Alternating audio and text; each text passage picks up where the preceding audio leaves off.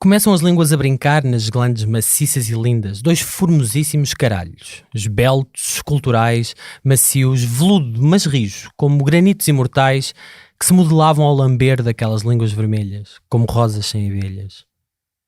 Há 61 anos morreu o autor deste poema, António Boto.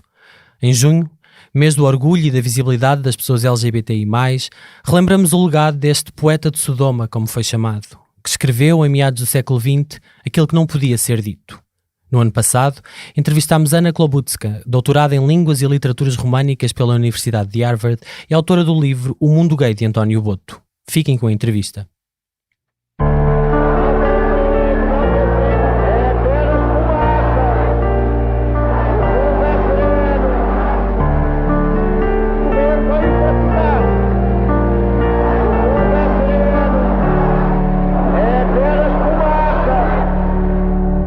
Seja toda a gente bem-vinda ao É Apenas Fumaça, um programa Fumaça onde se fala sobre a sociedade com quem quer falar sobre ela. Eu sou o Ricardo Esteves Ribeiro. Hoje temos como convidada Anna Klobutska, professora de Literatura Portuguesa e Literaturas Africanas em Língua Portuguesa na Universidade de Massachusetts, em Dartmouth, doutorada em Línguas e Literaturas Românicas na Universidade de Harvard e autora de vários livros, incluindo O Mundo Gay de António Boto, publicado em 2018. Bem-vinda. Muito obrigada. Vive só à mercê da sensação. Definirmos é reduzirmos a alma e é fechar o entendimento. E todo aquele que afirma que a força do pensamento é a maior e a mais bela, nem se sente que se assim fosse, não poderia com ela.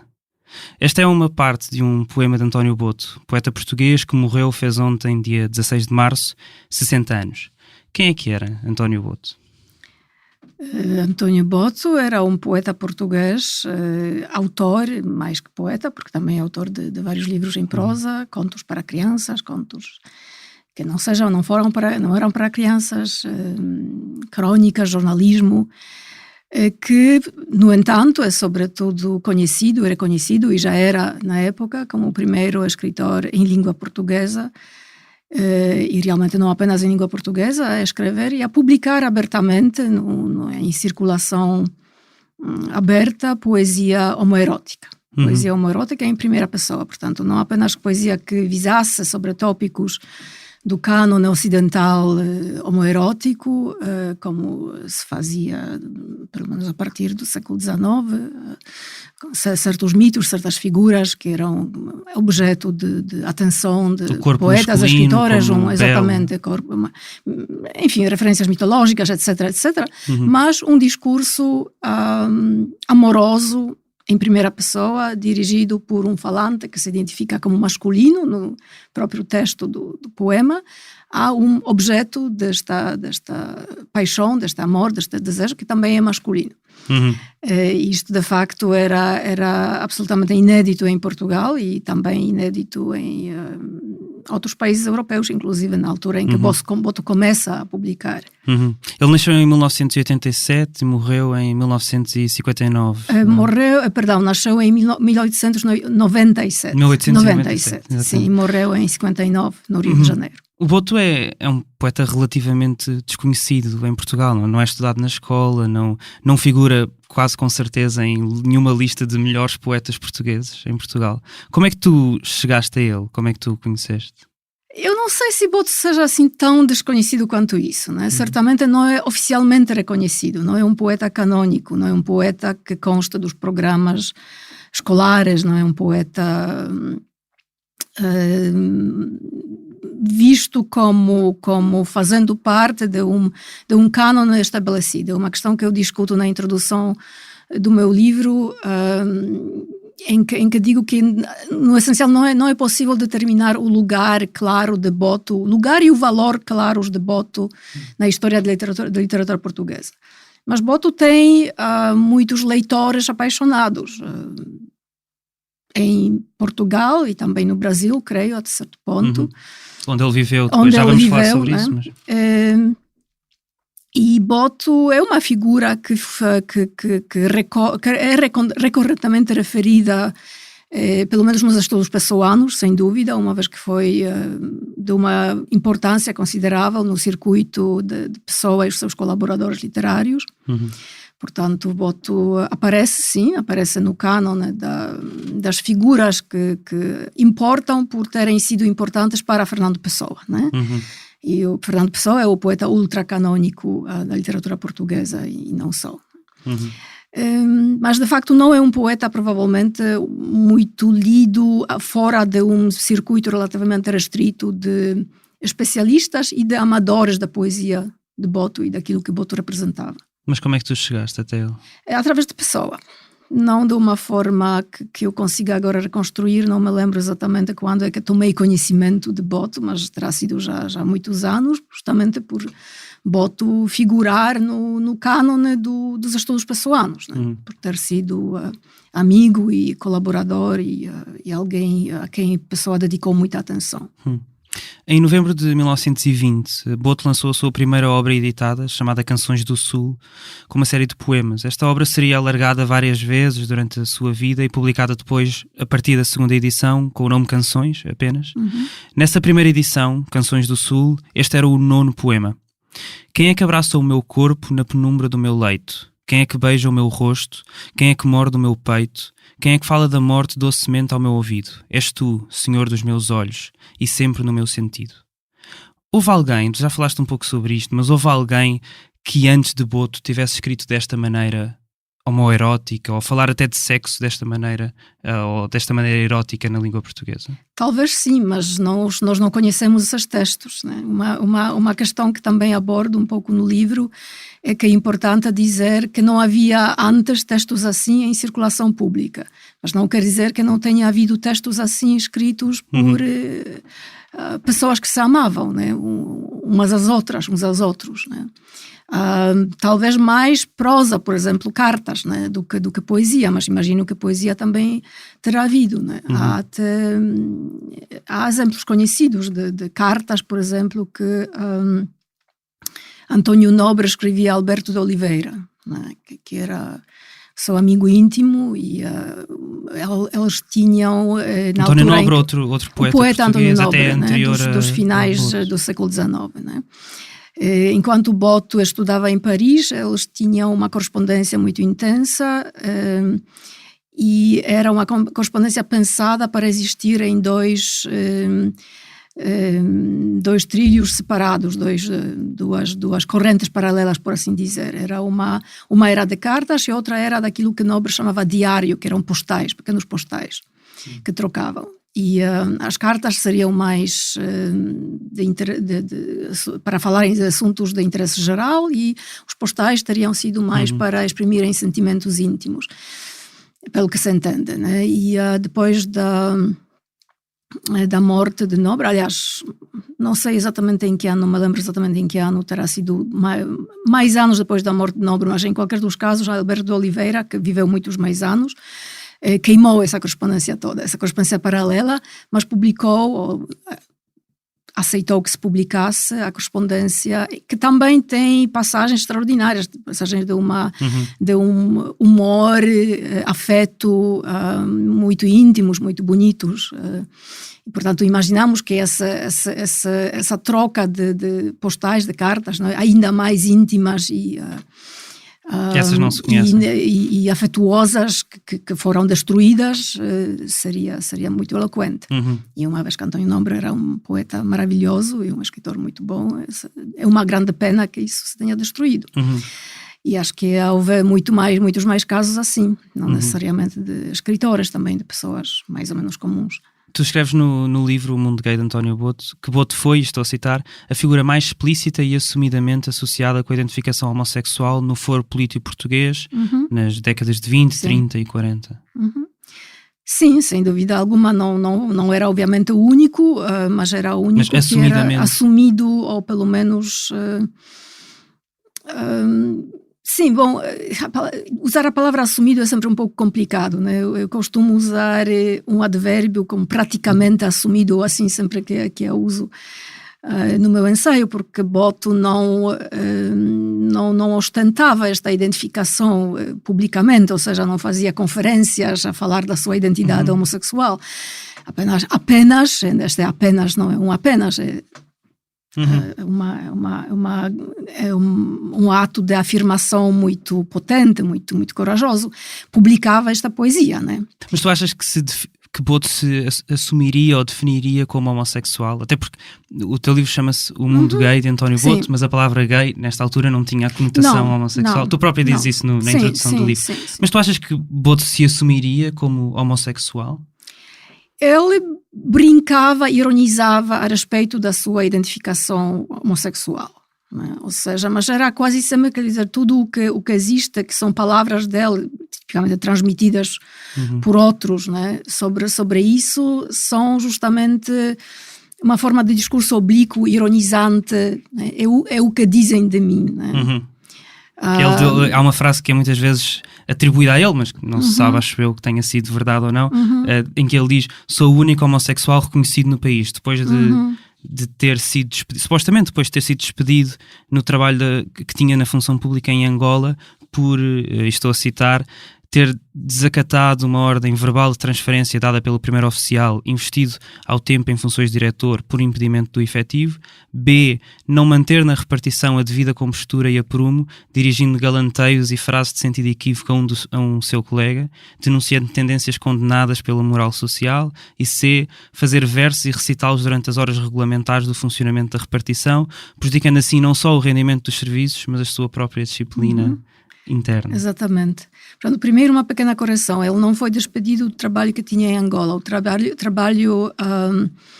em Angola foi apenas num período de menos de um ano, salvo erro, entre 24 e 25, 1924 e 1925. Foi um erro. E depois, quando voltou a Lisboa, de facto recebeu esta colocação no Governo Civil de Lisboa, em que se manteve quase 20 anos, né? Digamos, entre 25 e 42, portanto, 17 anos. Portanto, foi despedido aqui? Foi despedido aqui em Lisboa, sim. E quanto a esta frase, é de facto uma frase apócrifa, eu não encontrei nenhuma confirmação, mas ela aparece muitas vezes naquele acervo da escrita biográfica sobre Boto, memorialista, né? E de outros autores que, entretanto, pegaram em Boto já depois da morte dele. Ela é ecoada tipicamente, né? E sim, o despedimento de facto teve essas razões oficiais e oficialmente afirmadas no Diário da República. O que eu também acho interessante é que duas destas três razões que tu acabas de citar, de repetir do documento oficial, sejam de natureza elocutória, ou seja, era esta liberdade discursiva, né? Recitar versos, né? E dizer galanteios a um colega. E a terceira, pronto, era uma infração, assim, não sabemos exatamente de que se tratou, né? Uma recusa de obedecer a uma ordem. Portanto, esta liberdade discursiva que Boto mostra já com a publicação das canções, né? E que depois mantém na sua atuação social, na sua presença social, que acaba por o vitimizar, que acaba por o penalizar de forma que lhe tira realmente os meios de sobrevivência. Era de uma família pobre, era pobre sempre, toda a vida viveu mais ou menos pobremente.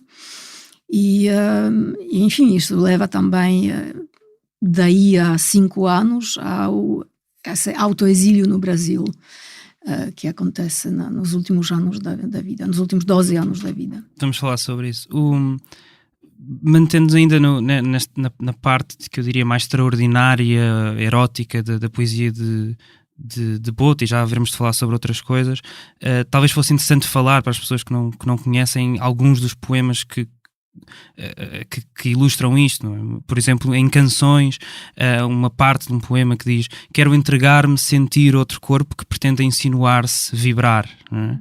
E depois há também, e tu citas várias vezes este caderno a que ele deu o nome de Caderno Proibido, uma série de poemas inéditos que não foram publicados e que se acredita terem sido escritos já no Brasil depois de 47, e que contém as descrições mais pornográficas que ele escreveu. Um dos poemas que começa sempre... São várias vários rascunhos, talvez, do mesmo, de um poema que começa sempre com o verso Palácio dos Quartos Alugados.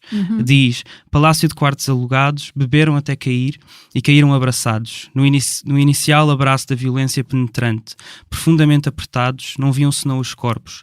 Cada um via o seu corpo apetecido, mas os dois encostados num, dividiam-se buscando a mesma sensação unida. Num intervalo de segundos, despiram-se rapidamente, atirando com as camisas, com as calças e as cuecas, mais as meias e sapatos, o casaco e o blusão para o chão, atapeteado. O mais possante dos dois, eram atletas musculosos, bem feitos, novos, civilizados, procurava satisfazer toda a imensa atração da sua grande vontade em possuir o companheiro. Mas o companheiro era ele tão valente como ele. E ambos nus, estiraçados, apresentavam dois touros imensamente arrebitados. Então o primeiro, pelo que via, sem calcular, atira-lhe a boca ansiosa e não o deixa de chupar. Tudo esquece, tudo para nesse prazer em que a dor faz o prazer ainda maior. Caem no amplo chão, os corpos tocam-se como para dormirem, ao contrário, as cabeças deitam-se nos ventres, côncavos, belos, conchas de um batismo singular. As bocas ao mesmo tempo não perdem tempo de chupar nas glândulas carnudas e frescas da juventude, daqueles maravilhosos pulsos longos, de possantes ereções, sensações que rebentavam numa crescente harmonia de dois corpos dominados pela mesma naturalidade. Sim, sim, diz. Eu ia dizer que uma coisa que tu também escreves, eu queria agora ir aqui buscar, é que tu dizes: convém notar também a ausência de qualquer discurso lírico heteroerótico que exprimisse o desejo concretamente carnal e alegremente consumado de uma forma tão cândida e afirmativa como este e vários outros poemas de Boto.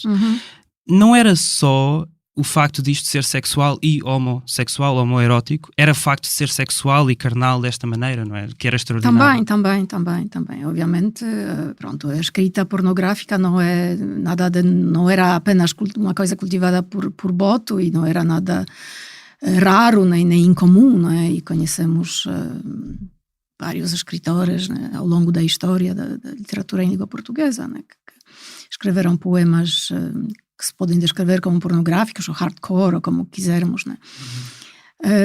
Mas sim, é uma veia de escrita que Boto cultiva, não de forma muito, muito abundante, ou seja, aquilo que existe no espólio com este título, Caderno Proibido, não é bem um caderno, é apenas uma pasta entre muitas que estão no espólio, que reúne poemas que são como este poema que tu leste, mas também reúne outros poemas que não têm de todo o teor sexual nem amoroso sequer.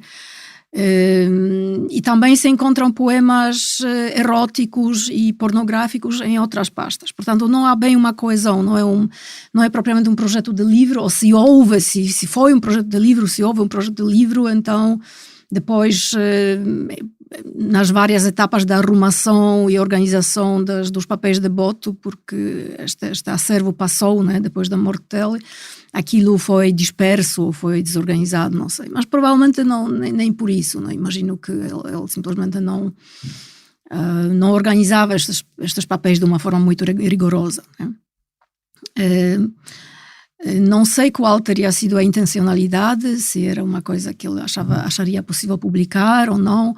Existe uma tradição de publicação de poesia ou prosa menos aceitável, digamos, no foro social, em edições semi-privadas, não é, que circulavam entre apenas um pequeno grupo de leitores interessados. Por exemplo, foi esta maneira como Federico García Lorca publicou a Oda a Walt Whitman, que é um dos grandes poemas dele no livro Em Poeta em Nova York. García Lorca é poeta espanhol. Poeta espanhol García Lorca, né, que também era gay, escreveu poesia homoerótica, que em maior parte dos casos, aliás, acho que em nenhum caso foi publicada durante a vida, né, e depois foi também ferozmente resistida pela família. Era toda uma história à volta de Lorca que é também muito interessante. E o grande poema a Whitman, que aliás se parece a certo ponto com a ode a Walt Whitman que Pessoa escreve, aliás, através de Álvaro de Campos, e que é um poema com referências à homossexualidade. Alguns chamam-lhe de homofóbico. Há certamente ali uma tensão, uma dialética entre uma defesa de uma certa homossexualidade e condenação de outros aspectos da vida homossexual. Portanto, é complicado. Mas esse poema foi primeiro publicado no México por um grupo de intelectuais que estavam interessados em divulgar esta faceta poética de Lorca, mas circulou apenas numa edição semi-privada, né? Por isso também o que Boto faz é tão extraordinário, porque publica e faz circular os livros no foro público. Mas vamos falar depois um pouco mais sobre o que acontece em 1921, quando a edição das canções é distribuída. Quanto à poesia, esta poesia mais erótica, mas mais hardcore, mais pornográfica, podia ter havido alguma, não sei se tentativa, mas uma ideia, uma intencionalidade de eventualmente circular estes versos de uma maneira semelhante, né? numa edição privada ou semi-privada, não sei. Não sei até que ponto, ainda está muito por estudar quanto aos anos de Boto no Brasil, sobretudo. E eu não tive meios de ir e fazer esta pesquisa no local, no Brasil, portanto deixo apenas algumas pistas para as pessoas estudarem, tentarem descobrir, encontrar essas vias de comunicação de Boto com o meio brasileiro em que se movimentava. Um outro longo poema do Caderno Proibido termina com: se a mulher quiser ser homem e homem ser a mulher, que importa-se tudo junto e um pouco mais misturado, não vem a ser mais gostoso e menos banalizado. Isto parece profundamente queer, não é? Sim, Até poderia ser quase um hino de uma campanha contra a transfobia, de alguma maneira. Sim, há pequenos fragmentos, sobretudo, raramente se sustentam a nível de um poema longo, né? Mas há pequenos fragmentos, como este que citaste, que são absolutamente extraordinários, que são muito bons. E em Boto há muitas atitudes contraditórias, ou seja, não é esta talvez a atitude dominante, até quando ele fala da identidade de género, quando fala de homens, mulheres, esta não é a atitude típica necessariamente. Ele tem ideias muito concretas e muito conservadoras, diria até misóginas, sobre as mulheres, sobre o que devia ser uma mulher, quer dizer, sobre o ideal social positivo de uma mulher, o que devia ser uma mulher. Nada disso é queer nem feminista, certamente. Ele escreveu, por exemplo, só para complementar, numa pasta que tem o nome de Poesias Dispersas 6, podem ler-se coisas como, por exemplo, errado metê-la dentro, a mulher, de negócios e de conversas, certo. E ainda a mulher quer possuir o segredo masculino para do homem fazer um boneco ou um menino. Exatamente. Eu falo um pouco sobre isso no meu ensaio, mas também não queria concentrar-me excessivamente nesta faceta que é das menos interessantes de Boto. É uma espécie de sexismo e misoginia muito comuns na época e ele não é original nisso, né? Mas de facto há uma certa também expressão digamos, da opressão pelo meio heteronormativo, né? da opressão pelo padrão heteronormativo, que é constante e patriarcal, mas que também inclui, né, a mulher que se ajusta ao padrão heteronormativo e que também por isso passa a ser opressora, de certa forma, né? A leitura mais generosa que se pode fazer deste filão misógino, né, que é recorrente. O Boto viveu em união de facto durante a maior parte da sua vida adulta com Carminda da Conceição Silva Rodrigues. Foram inclusivamente depois viver juntos para o Brasil em 47. Isto não é uma contradição com a sua suposta identificação sexual? Bom, na época não era propriamente contraditório, né? Muitos homens gays casavam com mulheres para manter uma respeitabilidade social. Não sei se será esse o principal motivo para Boto, porque uma vez que era, né, um homem gay efetivamente desarmarizado, não havia nada para esconder realmente ou para manter as pretensões de uma identidade heteronormativa. Mas penso que lhe dava muito jeito ter uma esposa que lhe tratasse das necessidades diárias da vida, que lhe passasse as camisas a ferro, que fizesse a comida, etc, né? Que tratasse dela. Penso que foi este o motivo principal, provavelmente, para aceitar esta vida em Ela é união citada de até facto. como a minha enfermeira. É a minha enfermeira, exatamente, quando se refere a ela em umas cartas de 29, ou talvez início dos anos 30, não me lembro exatamente neste momento, que escreve, julgo que é António Ferro, refere-se justamente a uma doença que era uma doença recorrente e que sofria, e refere-se a Carminda Rodrigues como justamente a minha enfermeira, né? Alguém que tomava conta dela. E eu gostaria de saber mais sobre ela. Infelizmente há muito pouco, para além daquilo que às vezes transparece no que Boto escreve, apontamentos, reflexões gerais sobre homens e mulheres na sociedade, né? E que se pode eventualmente ler como uma projeção da sua situação pessoal, especulativamente, é claro. Nós não sabemos praticamente nada sobre o que aquela mulher pensava no seu próprio direito, né? Qual era o posicionamento dela naquela relação, e em relação também à identidade pública de Boto, para além da admiração e do amor que lhe dedicava, né? E que depois transparecem quando ela, enquanto viúva, né, fala de Boto aos jornais brasileiros, por exemplo, quando aparece no fórum público do qual não fazia parte antes, porque é a sobrevivente, é a viúva de Boto, né? E aparece nos jornais, aparece em fotografias nos jornais, inclusive, ao lado de um busto de Boto, de fotografias de Boto, é uma espécie de pequeno altar lá em casa, né? E ela é fotografada junto a essas imagens de Boto, e fala do marido, né? Do seu companheiro que acabava de morrer, como o maior poeta português vivo, como alguém que privava com grandes celebridades europeias, que era admirado por escritores importantes em Portugal e fora de Portugal, etc, etc. Portanto, repete no essencial aquela imagem, autoimagem megalomaníaca, mas ao mesmo tempo muito interessante na sua faceta fantasiosa que Boto criava acerca de si próprio. Vamos falar sobre isso. Mas também. apaga-se a si própria. Ela não fala de si própria, e também não sabemos nada sobre ela, no fundo, através deste espólio que nos foi legado, que é o espólio de Boto. Logo após a publicação da segunda edição de Canções, editada pela Licipo, editora de Fernando Pessoa, Armando Ferreira, jornalista no jornal A Capital, publicou uma crónica na primeira página com o cabeçalho O Livro da Dona Antónia, ou Dom Antónia, D. Antónia, que denunciava a poesia de Boto como vinda do, estou a citar, desejo de exibicionismo, e também denunciava a capa do livro com um retrato seu que mostrava os ombros nus e a denunciava como imoral. Ele escreve: nem mais uma palavra de nojo, nem mais um pst-pst ao polícia da esquina para o levar a registar com uma caderneta este mancebo que tira o retrato a mostrar as clavículas.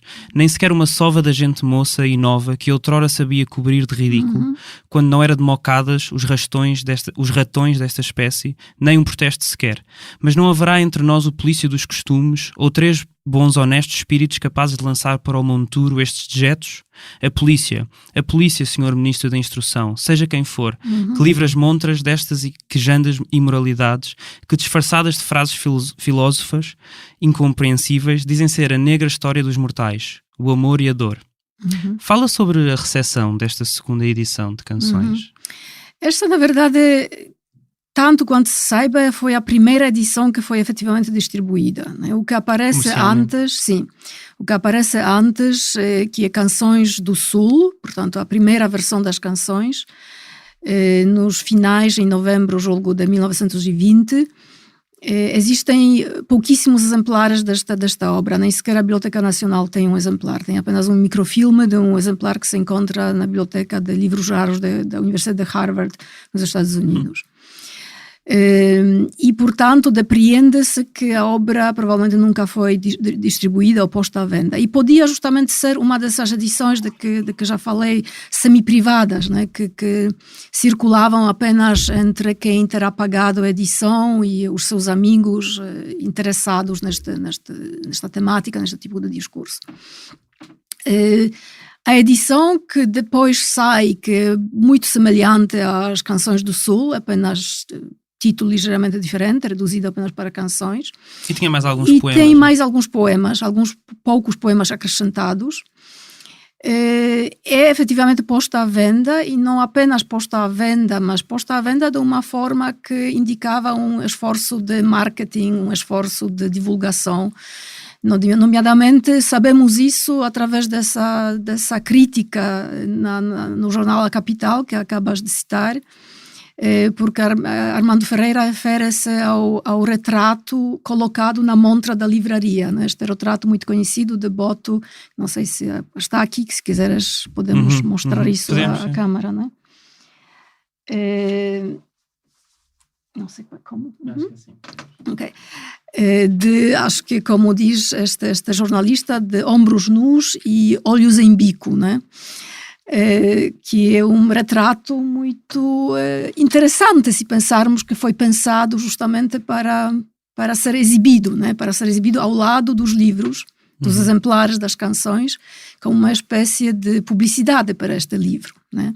E Mas porquê que causou tanto escândalo um retrato com... Bom, não foi só retrato, foi retrato combinado com canções, né? Foi o retrato em que Boto assume ser o sujeito lírico das canções, este sujeito que fala em sua própria voz sobre o seu amor, a sua paixão, o seu desejo, o sexo consumado com outros homens, né? Eu diria que a presença deste retrato que não permite um afastamento do sujeito biográfico, do sujeito empírico, né, do sujeito lírico das canções. É justamente este retrato que é do poeta em carne e osso, né, do sujeito empírico, que coloca esta chancela de autenticidade deste discurso, né? Da autenticidade autobiográfica deste discurso, né? Isto sou eu a falar, isto sou eu nestes poemas, né? E daí que eu não creio que tenha dito isto no livro, talvez sim, não me lembro, mas disse num texto que foi publicado online, acho que no ano passado, ou há 2 anos já, que foi o primeiro coming out público em Portugal. Este gesto, este ato, né, de exibição deste retrato com estes livros, com esta poesia, né, formulada como uma expressão em primeira pessoa deste sujeito, deste poeta, deste homem, que aparece aqui na imagem. Portanto, compreendo muito bem porque que isso tenha sido tão ofensivo, pelo menos para este, e não ele apenas, como depois virá a acontecer. Não aconteceu em 21, por acaso os livros não foram apreendidos em 21, né? Mas como sabes, foram apreendidos mais tarde, no tal episódio, tal momento, né, cultural da literatura de Sodoma. Explica o que é isso, o que é essa campanha contra a chamada literatura de Sodoma. Portanto, isto acontece quase 2 anos mais tarde, em 23, não? Exatamente, no início de 23. Nos meados, na primavera de 1922, Fernando Pessoa empreende esta iniciativa editorial de publicar uma segunda ou terceira, se quisermos, edição das canções, né? Pela sua própria editora, Olisipo, que não durou muito, mas que publicou alguns volumes, nomeadamente os poemas ingleses do próprio Pessoa, Invenção do Dia Claro, de Almada Negreiros, e as canções de António Boto. Raul Leal também, exatamente. E esta edição é impressa, ou pelo menos composta, na primavera de 22, mas é apenas posta à venda no outono. Não sabemos exatamente porquê. E, entretanto, nos meados de 1922, Fernando Pessoa publica o primeiro dos seus ensaios sobre Boto, que serão vários, mas este foi o primeiro e provavelmente o mais consequente, por causa, se pensarmos nos efeitos sociais e culturais que acabou por suscitar. António Boto e o ideal estético exatamente, em Portugal. Provavelmente o mais conhecido desses ensaios, justamente porque suscitou essa reação. Tu dizes que no livro Mundo Gay de António Boto que é seguro constatar que o primeiro tiro da batalha sobre a literatura de Sodoma foi dado por pessoa exatamente com este ensaio. Porquê é que dizes isso? Exatamente. Porque se olharmos depois para o conjunto dos textos que vão sendo publicados na Contemporânea, sempre na revista Contemporânea, né? E depois há alguns folhetos, algumas publicações avulsas que também pertencem a esse grupo textual, por assim dizer. Pessoa muito claramente quer lançar uma polêmica à volta não apenas de Boto, mas de expressão homoerótica, homossexual, sexualidades dissidentes, chamemos-lhe o que lhe chamarmos, que envolve também Raul Leal, que envolve outros escritores, outros protagonistas culturais, por assim dizer, alguns dos quais claramente identificáveis, outros que pertencem a este debate, a este campo de debate e de discussão de forma um pouco mais oblíqua. E, portanto, na Contemporânea, dos números seguintes da Contemporânea até o início de 23, continuam a ser publicados textos. Deixa-me ler-te um pouco desse ensaio de Fernando Pessoa. António Boto é o único português dos que conhecidamente escrevem a quem a designação de esteta se pode aplicar sem dissonância. Com um perfeito instinto, ele segue o ideal a que se tem chamado estético e que é uma das formas, se bem que é ínfima, do ideal helénico. Segue-o, porém, a parte com o instinto, com uma perfeita inteligência, porque os ideais gregos, como são intelectuais, não podem ser seguidos inconscientemente. É que é o único exemplo em Portugal da realização literária de qualquer espécie do ideal estético. Tu achas que isto foi um golpe de marketing? Bom, é complicado articular estes textos que a pessoa escreve com a ideia da publicidade que quer dar ao livro que vai publicar, ou que já está a publicar e que vai lançar. Acho que tudo isso era uma espécie de esforço de marketing, mas não exatamente de um livro para se vender, mas justamente destas ideias, destas identidades, destas possibilidades de expressão identitária.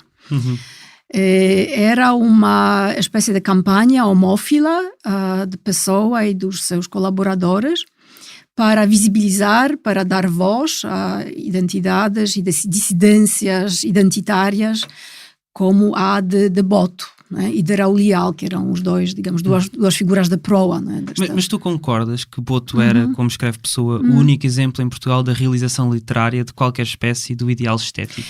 Achas que ele era o ideal estético? Não, acho que esta era uma das maneiras de interpretar Boto que Pessoa colocava em seu próprio nome, que a pessoa propunha em seu próprio nome, mas que depois contradizia muito diretamente através do Álvaro de Campos. Né? Que escreveu, não muito tempo depois, a arte do Boto é integralmente imoral. Exatamente. Não há célula nela que esteja decente. Exatamente. E eu acho até, se não tens este fragmento, gostaria de ler, porque acho muito bom o que Álvaro de Campos escreve, justamente respondendo ao ensaio de Pessoa.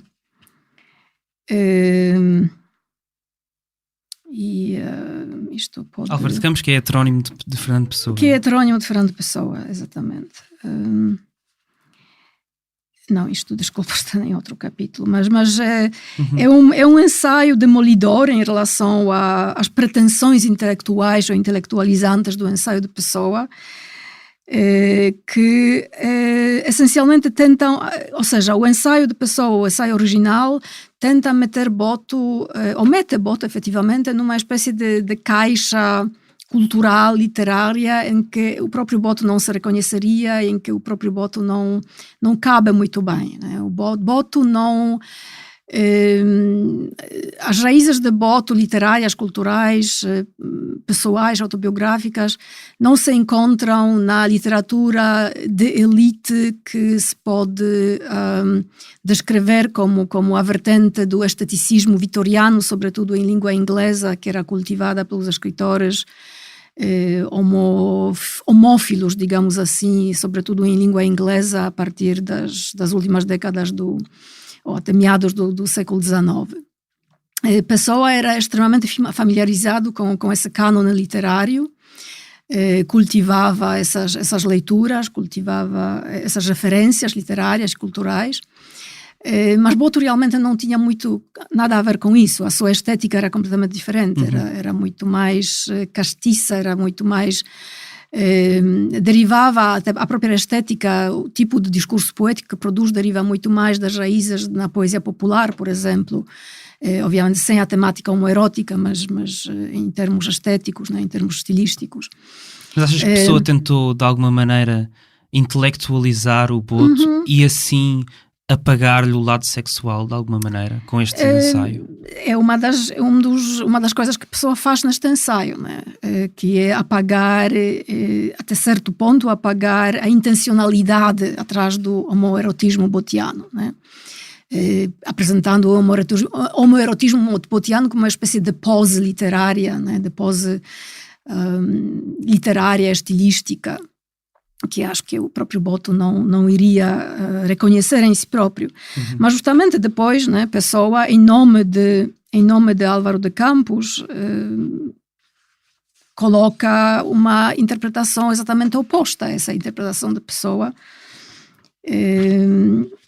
Queres ler, então? Se calhar devíamos ter partilhado antes as tuas perguntas para eu conseguir encontrar os dois certos. Porque, eu tenho um certo, eu não sei se é o que tu queres, mas eu tenho um certo de... provavelmente, agora não consigo lembrar-me em que capítulo é que eu coloquei isto.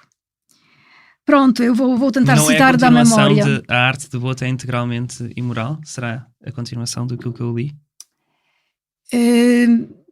Este certo também é bom, mas há a conclusão que Álvaro de Campos dá a esse ensaio que tem a ver com a pessoa meter lá gregos, pessoa mete lá gregos no ensaio e que não faz sentido nenhum. Os gregos eram lá estetas. Os gregos existiram. Portanto, é uma afirmação de um modo de vida que não era intelectualizado, não era pensado, não era... Este helenismo vitoriano, que de acordo com o que Campos diz, não era um reflexo da maneira como a homossexualidade era vivida na Grécia Antiga, mas era uma transformação, intelectualização, era uma maneira de representar e dignificar a homossexualidade por referência àquele modelo helênico, né? Que era isso que os chamados estetas vitorianos faziam e que Pessoa alegava que Boto fazia também. O que Campos diz lá é que, essencialmente, Boto é como os gregos eram, não como os gregos depois foram interpretados por esses vitorianos que queriam criar uma espécie de discurso mais dignificado, mais elegante, mais estilizado de se falar sobre a homossexualidade, né? Em fevereiro de 1923, um grupo de alunos universitários de Lisboa formou o que eu chamaria um grupo de combate, liderado pelo Pedro Teutónio Pereira, que na altura tinha 20 anos, mas que mais tarde foi subsecretário de Estado das Corporações e Previdência Social, ministro do Comércio e Indústria, depois foi também representante português junto do regime de Franco, embaixador em Espanha, Brasil, Estados Unidos, Reino Unido, bem, tudo isto durante o Estado Novo. Sim. Numa entrevista por esta altura, o líder desta Liga da Ação dos Estudantes de Lisboa dizia: principiaremos em boa ocasião por meter na ordem esses equívocos senhores que andam por aí nas ruas e nos cafés, irritando o indígena, como eles dizem, com maneiras femininas e elegâncias ridicularmente exageradas. E dizia que, estou a citar, esses meninos escandalosos vão ser metidos na ordem mais depressa do que você julga, diz isto ao jornalista. E ainda diz que iria fiscalizar as livrarias e meter também na ordem os artistas decadentes, os poetas de Sodoma, os editores, autores e vendedores de livros imorais. Tu já estavas a falar há pouco de literatura de Sodoma, que achas que Pessoa deu o tiro da batalha. Não concluímos exatamente a história. Explica, não é? Então... Este texto aparece quando é constituída esta Liga de Ação de Estudantes de Lisboa, né? Que são esses estudantes conservadores liderados pelo Teotónio Pereira. Este ato segue-se à publicação de vários textos, começamos a referir na revista Contemporânea, em que também é publicado um ensaio de um jornalista católico conservador, Álvaro Maia, que justamente cria esta expressão literatura de Sodoma. Aparece no texto do artigo que um ataque violento a Raul Leal e António Boto. Mas o que provoca de forma mais direta este manifesto da Liga de Ação de Estudantes de Lisboa, aliás, o que provoca a constituição da Liga de Ação de Estudantes de Lisboa, não é exatamente aquela polêmica nas páginas da revista, mas um evento muito particular, que é um baile de travestis na Graça, em fevereiro de 1923, e que é motivo de uma ação de polícia em que vários homens são presos e julgados no tribunal, sendo multados, e há cobertura na imprensa destes eventos. Aliás, nessa altura era crime uma pessoa vestir-se com o que se dizia as roupas do outro sexo, não é? Não sei dizer-te se... Okay, o Código Penal previa isso. Exatamente. Portanto, faz parte do que... De facto, o novo Código Legal republicano, né, já a partir de 1912, acaba por criminalizar, de facto, crimes contra a natureza, chamados crimes contra a natureza, e entre aquilo que era criminalizado, como dizes, era também o travestismo, digamos assim, né? E, portanto, esse é o cúmulo, digamos assim, né? O terreno está a ser preparado com esta polêmica, com a visibilidade do assunto, com a presença dos livros imorais, né? Nas montras das livrarias, etc, etc. Mas depois há este evento catalisador, né? que faz transbordar, né? esta onda de reação violenta que os estudantes de Lisboa montam saindo às ruas e ajudando a apreender os livros e agredindo mais ou menos violentamente pessoas, como o Júlio Dantas, que se confrontou com eles numa livraria e que está descrito em um de vários artigos que depois fazem cobertura desses eventos, né? Como alguém que se confrontou com os estudantes. Portanto, há uma convergência, de facto, daquilo que existe em rigor nas páginas de livros, nas páginas das revistas, jornais, né? E aquilo que acontece nas ruas e que acontece na vida de Lisboa, na vida diurna e noturna de Lisboa, em termos da vivência das comunidades ostracizadas, que de repente acabam por ser apanhadas numa coisa, num momento cultural, num fenómeno cultural maior e complexo, a que depois, a partir daí, convenciona dar-se este nome de polêmica ou de eventos da literatura de Sodoma, né? E que tem a ver com a literatura, mas também tem a ver com a vida das pessoas, né? Mas não foi só um grupo de estudantes que se juntou e que disse vamos, como eles diziam, colocar estas pessoas na ordem. O próprio governador civil de Lisboa apoiou a iniciativa, apreendeu livros. Não? A Liga de Ação de Estudantes de Lisboa conseguiu o apoio do governo civil. Portanto, eles de facto movimentaram esta reação, mas depois foram o braço da lei, né? A autoridade da cidade de Lisboa tomou o partido e aprendeu livros de Boto, livros de Judite Teixeira, que foi... que só aparece na cena justamente naquela altura, porque o primeiro livro dela, Decadência, que é apreendido juntamente com Sodoma Divinizada de Raul Leal e com canções de António Boto, é publicado em fevereiro de 1923. Portanto, ela de facto não é nunca referida nesta polêmica que vai sendo publicada na Contemporânea e convenciona-se, eu própria também escrevi assim sobre isso, antes digamos, de me aprofundar um pouco na cronologia dos eventos, de que Judite Lisboa, Judite Teixeira era excluída completamente da polêmica, como se não existisse. Mas, na verdade, ela apenas publica o livro em fevereiro de 23. Né? Uhum. É verdade que depois Pessoa não chega a incluí-la no mesmo grupo de escritores a quem defende, e essa é uma questão separada que também podemos eventualmente comentar, mas cronologicamente são Boto e Raul Leal as figuras de proa, né, daquilo que vinha a ser debatido e depois atacado. E que resposta é que tem Boto à polémica na altura?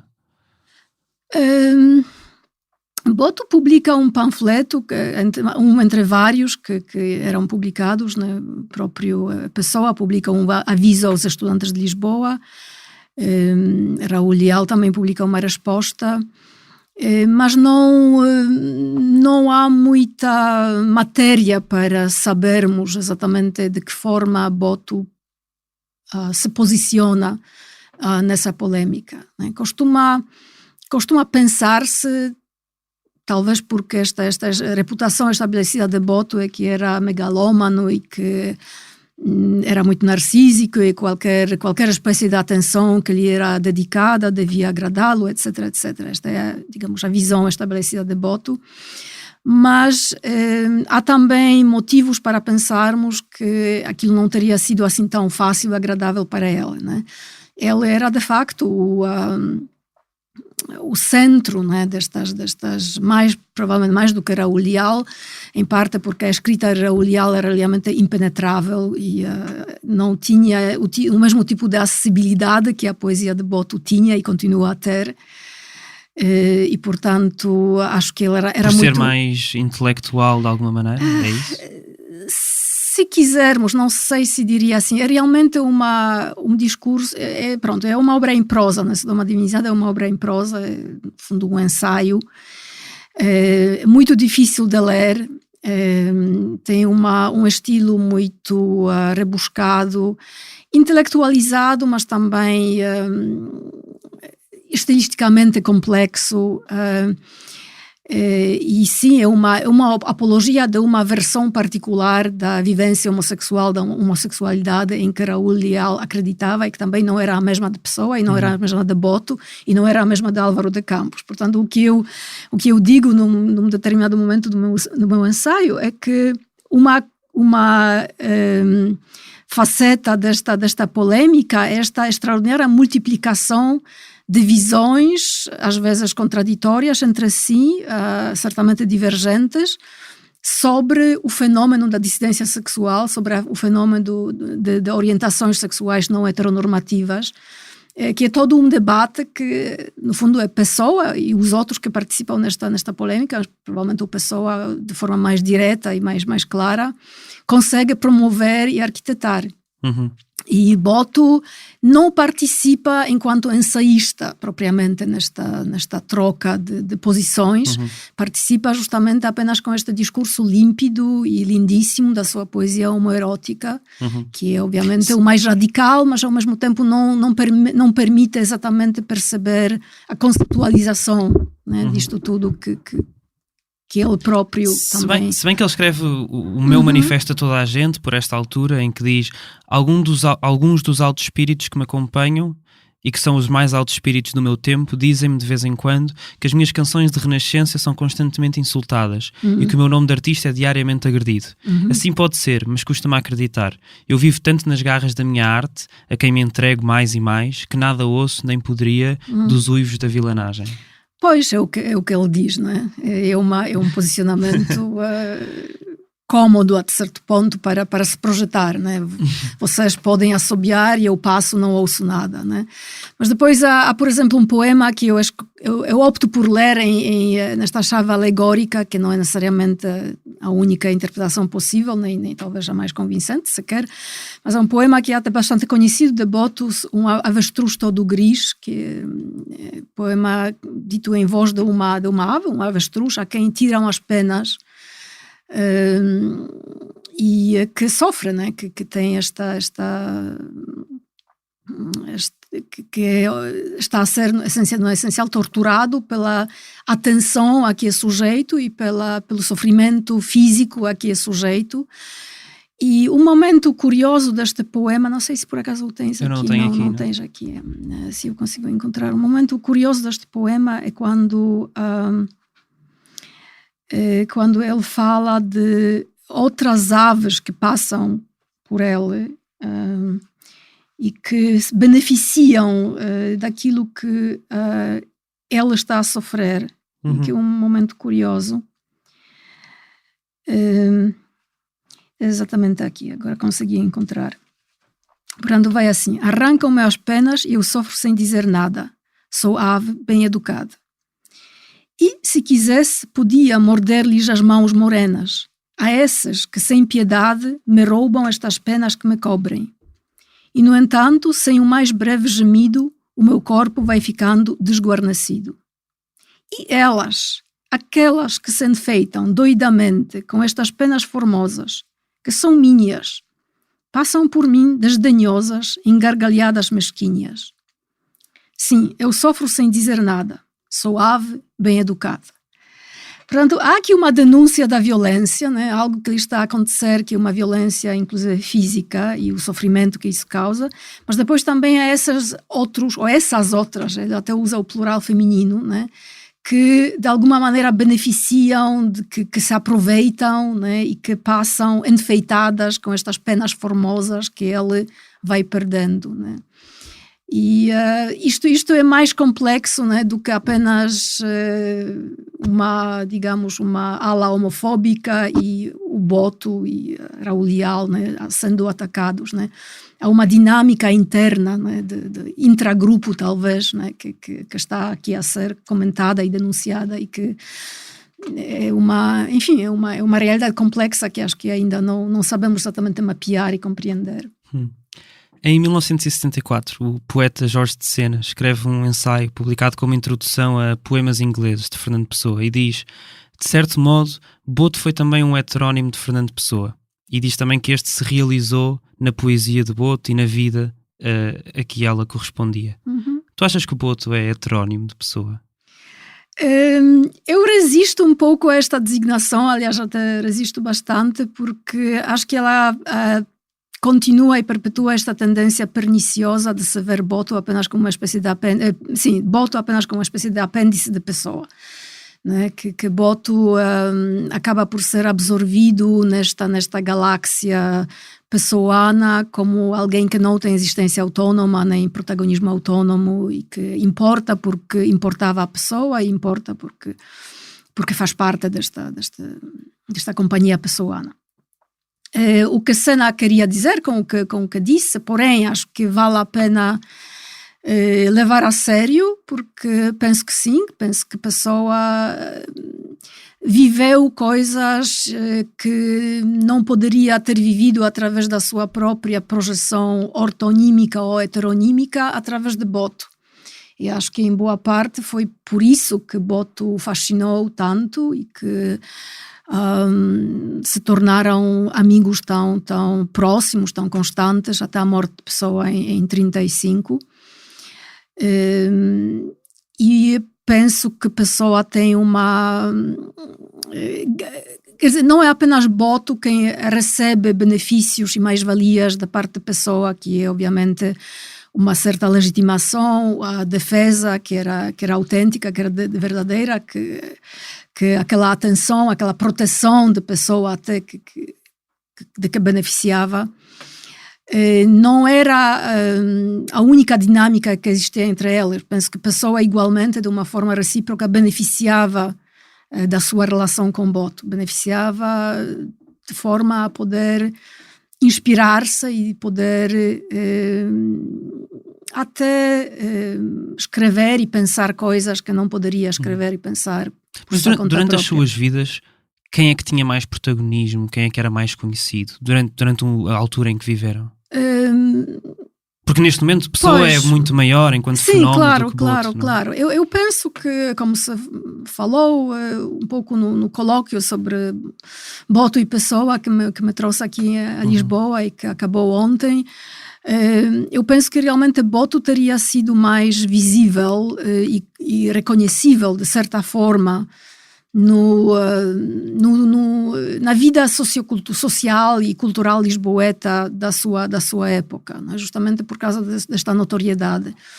Há documentos, testemunhos contemporâneos daquela época e posteriores, mas remontando àquela época, que dizem que Boto não podia passar nas ruas sem ser reconhecido, que era uma pessoa notória, que era objeto de caricaturas, que era objeto de piadas, anedotas, que eram contadas, replicadas, repetidas nos jornais, nas publicações, em revistas, ou seja, espetáculos teatrais, etc.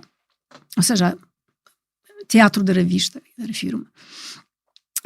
E Pessoa, como sabemos, naquela altura era um autor e uma autoridade intelectual, digamos assim, com reconhecimento em meios literários relativamente elitistas, mas não era um autor conhecido do grande público, né? Portanto, provavelmente, se pensarmos assim numa espécie de reconhecimento no meio social que ambos partilhavam, provavelmente Boto seria mais reconhecível naquela época do que Pessoa, é verdade. Mas achas que nesse sentido o fenómeno de Pessoa, ou o fenómeno em que se tornou Fernando Pessoa, resgatou Boto ou acabou por diminuí-lo de alguma maneira? Isto é uma pergunta complexa, porque eu não sei o que teria acontecido com Boto se Pessoa não se dedicasse a promovê-lo e defendê-lo. Ou seja, Boto publicou canções em 1920 e depois 21, sem que se saiba qualquer intervenção direta da Pessoa. Alguém provavelmente terá ajudado a publicar esses livros. A edição das canções é uma edição muito cuidada, em bom papel, uma edição muito bonita. É mais que provável que alguém ou vários alguém terão ajudado a publicar, custeado a edição, ajudado a publicar. E não parece que a Pessoa naquela altura ainda tivesse feito parte deste circuito. Ou se fazia, não se sabe sobre isso. Portanto, Boto teria existido, né? Ou seja, o Boto das Canções teria existido, esse livro teria sido lançado, esse livro teria sido atacado, pelo menos por este jornalista que citaste e alguns outros que escreveram sobre ele na altura. Se Pessoa não lhe tivesse dedicado a atenção que lhe dedicou, Boto provavelmente seria, ou seja, o fenômeno Boto, o reconhecimento literário e cultural de Boto provavelmente se teria processado de uma forma diferente, mas também teria, obviamente, existido. Uhum. Né? Fernando Pessoa traduziu também a obra Canções, de Boto, que foi publicada como Songs em 1948, já depois de Fernando Pessoa morrer. Sim. E que foi custeado pelo António Boto. Sim. Como é que tu avalias esta tradução de Fernando Pessoa? Eu nunca me debrucei demoradamente sobre esta tradução de forma a poder realmente agora comentá-la com alguma ideia interessante que valesse a pena aqui transmitir.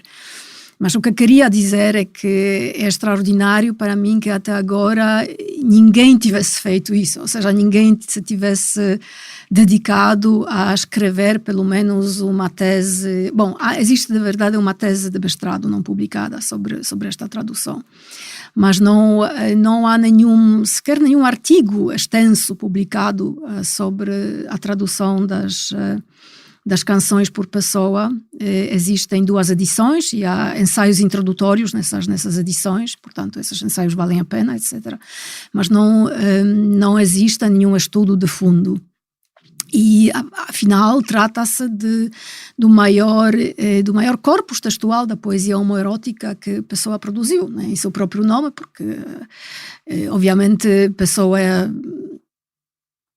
colabora com Boto, digamos assim, na autoria deste texto. São poemas de Boto, mas ainda assim não podemos esquecer que a tradução é também um ato de produção literária. E, portanto, seria muito interessante, por exemplo, além de ler no seu próprio direito esta tradução dentro do quadro dos estudos de tradução, dentro do quadro, pronto, de qualquer grelha em que se convenciona ler e estudar traduções, e também confrontar esta expressão homoerótica botiana, mas em língua de Pessoa, no inglês de Pessoa, com a própria produção homoerótica que Pessoa escreveu e publicou em seu próprio nome, inclusive em inglês, não é? Antinos, não apenas em inglês, mas o que é mais conhecido em inglês. Tu escreves no teu livro O Mundo Gay, de António Boto. Boto afirmava que os seus volumes de poesia, bem como as suas peças teatrais e contos para crianças, estavam a ser editados e lidos pelo mundo fora, apoiando estas declarações com louvores entusiasmados, alegadamente proferidos por vultos como Luigi Pirandello, Miguel de Unamuno, Virginia Woolf, James Joyce, André Gide, Laurence Olivier, Gabriela Mistral e muitos outros, encontrando-se estes depoimentos intercalados entre os poemas ou citados em prefácios e entrevistas de imprensa. Pelos vistos, Boto foi editado e lido no mundo todo e reconhecido por pares internacionais. Pois, esta é a fantasia que ele tecia a seu próprio respeito, né? É uma autobiografia fantasiosa que ele produz a certo ponto. Portanto, ao longo. Não é verdade. Ele produz este tipo de discurso acerca de si próprio, que eu chamo de invenção autobiográfica, uma espécie de invenção de si, com materiais fictícios em larga medida, um pouco ao longo da vida, porque já há indicações, por exemplo, nas cartas de Pessoa a outros correspondentes no início dos anos 20, que diz que, ao contrário do que você pensa, António Boto não está em Londres, ele não viaja a essas cidades como ele próprio diz. Ele diz numa carta, Fernando Pessoa diz ao Adriano Del Val, exatamente, é isso que estava... Ele é de veras um artista e sobretudo um espírito estético, mas nunca foi notável, nem será, pelas verdades que disse ou que possivelmente venha a dizer. Exatamente, esta é a referência em que estava a pensar. Mas essa projeção de uma vida e de uma identidade e de um reconhecimento de uma fama literária que não era a dele, intensifica-se nas últimas décadas da vida, nas edições das canções nos anos 40 e 50, aparecem estes encômios, estes elogios completamente fictícios, atribuídos a escritores como James Joyce, Virginia Woolf. Eu queria ler o do Virginia Woolf para que as pessoas... por favor, que é muito engraçado. Assombroso, predestinado e artista de toda a imensidade não atingida, este António Boto, do livro Canções, traduzido para o inglês por Fernando Pessoa, com mais tempo e vagar, volta a falar desta obra no suplemento literário do Times. Este texto foi atribuído a Virginia Woolf e que foi usado a quando do lançamento de Songs, não é? Mas na realidade, Canções... Virginia Woolf morreu em 41, não é? O Songs só foi... 43, julgo, ou talvez 41, eu acho mas que 41, início dos anos 40. E Songs foi publicado só 7 anos mais tarde. Até. Exatamente. Portanto, mesmo, quer dizer, podia Mas porquê que isto aconteceu? Porquê que tu achas que esta biografia foi criada por ele? Bom, era porque ele era mentiroso compulsivo? Eu não sei responder a esta pergunta. Eu não sei se ele mentia sobre coisas triviais da vida cotidiana, por exemplo. Mentia, se quisermos usar esta palavra, acho que sim, é legítimo usar esta palavra acerca de si próprio, de certa forma, de uma maneira não inteiramente diferente daquela que a Pessoa usava para mentir em voz dos seus heterônimos, né? Criar realidades fictícias, né? em que personalidades poéticas inexistentes passavam a ter vida própria, a falar uns dos outros, a aparecer nos encontros com a Ofélia de Queiroz, onde aparecia Álvaro de Campos, ou seja, ela entrava nesse jogo, a Ofélia de Queiroz, que era a única namorada que se conhece de Pessoa, né? que na correspondência comenta, por exemplo, aparecer num encontro com Pessoa, Álvaro de Campos, e ele entra nesse jogo e também comenta sobre a existência alegadamente verídica de Álvaro de Campos. Né? Enquanto outra pessoa. Enquanto outra pessoa, exatamente. Portanto, pode ser que Boto se tenha até certo ponto inspirado nesta fantasia heteronímica de Pessoa. Não sei responder a isso.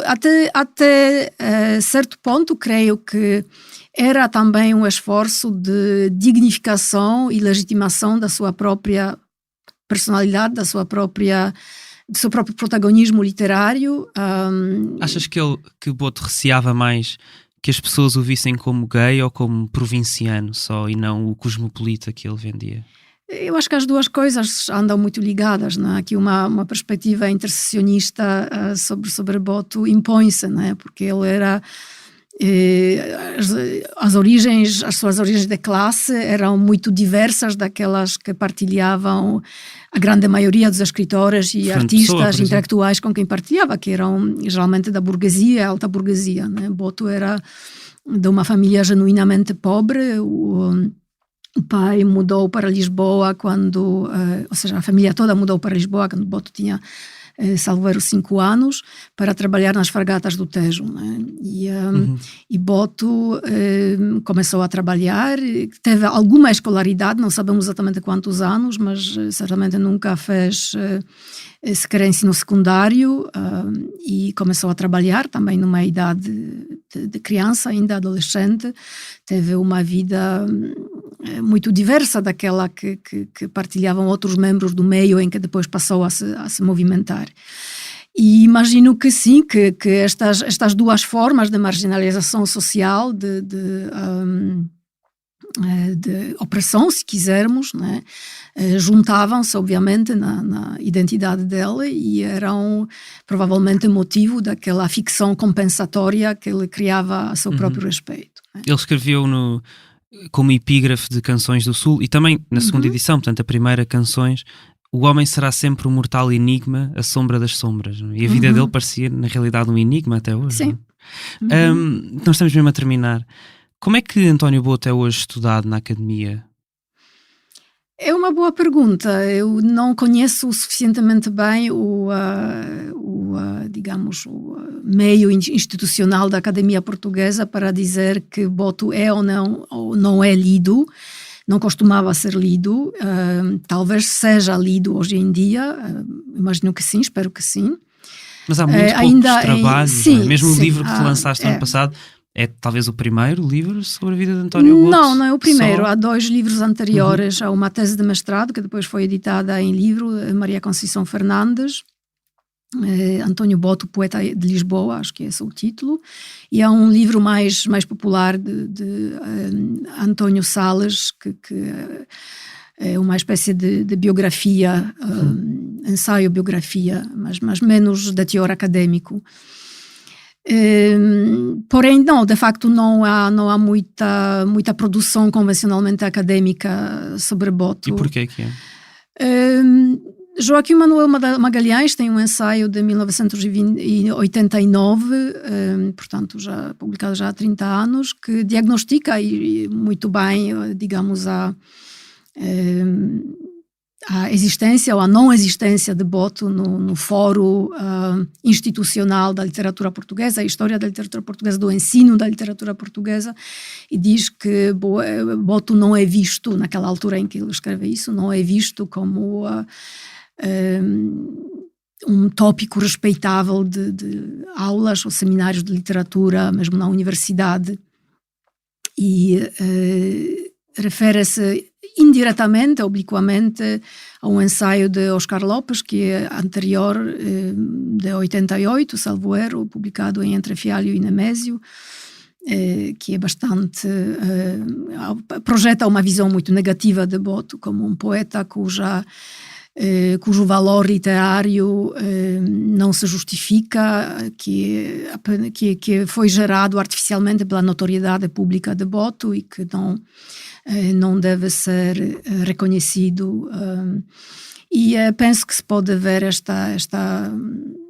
considerar esta visão de Oscar Lopes como mais ou menos dominante institucionalmente naquela época e também nas décadas que se seguem.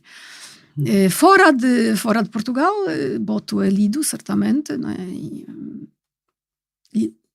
Aulas de literatura que eu, alguns dos meus colegas e minhas colegas Achas que existe mais investigadores estrangeiros a trabalhar sobre Boto do que em Portugal? Talvez nem por isso, não sei, porque também não são muitos fora, né? Mas sim, há, por exemplo, uma tese de doutoramento recente no Brasil, né, de Ricardo Martins Marques, que não existe nenhuma tese de doutoramento em Portugal sobre António Boto, né, por exemplo. E creio que também não existe nenhuma fora de Portugal, em outro país que não o Brasil. Portanto, sim, há ainda muito por fazer. Este foi mais um episódio do É Apenas Fumaça, um programa Fumaça onde se fala sobre a sociedade com quem quer falar sobre ela. Muito obrigado, Ana Kolbluxa, autora de O Mundo Gay de António Boto. Esta entrevista foi preparada por mim, Ricardo Esteves Ribeiro, e pelo Pedro Miguel Santos. O Bernardo Afonso fez a edição de som, a Joana Batista fez a edição de vídeo. Obrigado também a Adam Mahler, Diogo Agostinho, Luís Souza, Nádia Simões e Artur Freitas, que ajudaram nesta entrevista com sugestões de perguntas e de temas. Fazem ainda parte da equipa Fumaça Ana Freitas, Frederico Raposo, Maria Almeida, Mo Tafes, Sofia Rocha, Tomás Pereira e Tomás Pinho, e também Margarida David Cardoso, que juntou esta semana à equipa. Muito bem-vinda. A música é dos Lutz Fever. Houve mais episódios em fumaca.pt, no YouTube, Spotify ou na tua aplicação de podcasts. Até já.